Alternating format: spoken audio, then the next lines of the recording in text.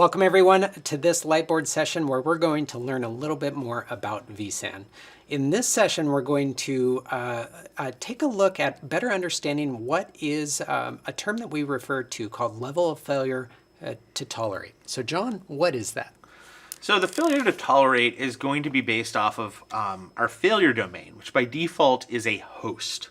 This is configurable. There's some rack awareness and stretch clusters, but at the most simple and basic way to explain this is, if a host fails, or a storage device within the host that happen to be holding that, but holistically, if there's a failure of either of these, how many of those can we tolerate before we would have data unavailability, before that access to that virtual machine would go offline? The reason for this is devices fail, hosts fail, drives fail.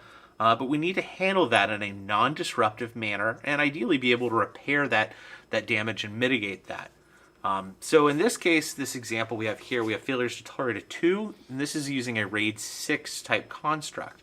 And so this data is going to be protected with 2 parity, and we've got 4 data blocks across there, so there's a 6 host minimum on this. And if we have a host fail in this, we would still be able to, in this case, actually tolerate an additional host failure and still maintain availability. It would only be on a concurrent third host failure to where we would have that. And even in between these failures, the system would be trying to rebuild and reconstitute that data if we had additional hosts to place it on. Yeah, oftentimes we get these questions about, well, why do we use a RAID striping or erasure coding approach in the first place? The purpose of any sort of erasure code is to store data that is resilient in a really space-efficient way. And that's the overall goal here. So just as John mentioned, we can tolerate up to 2 failures when we apply a level of failure to tolerate of 2 using a RAID 6 erasure code, and the data still remains available. And that's one of the great benefits about this sort of level of, it's very deterministic space efficiency. Now, if we contrast this against a mirroring type protection.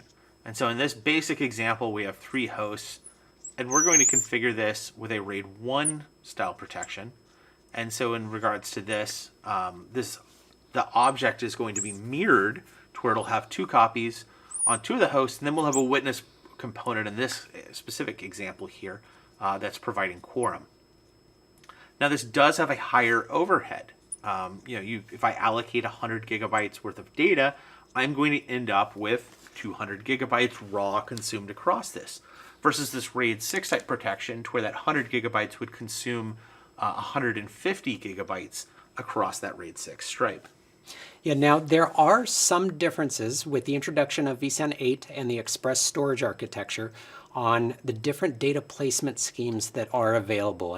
And many of these have been introduced in order to make it more flexible for you to be able to apply a deterministic space efficiency storage policies like RAID 5 and RAID 6, but do so even with smaller cluster sizes. And that's one of the things that we were really focusing on with the express storage architecture, is making this level of space efficiency much more accessible in these smaller cluster sizes.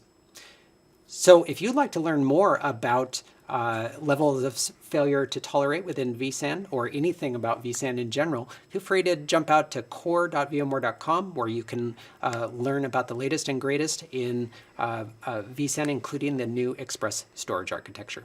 Thank you very much.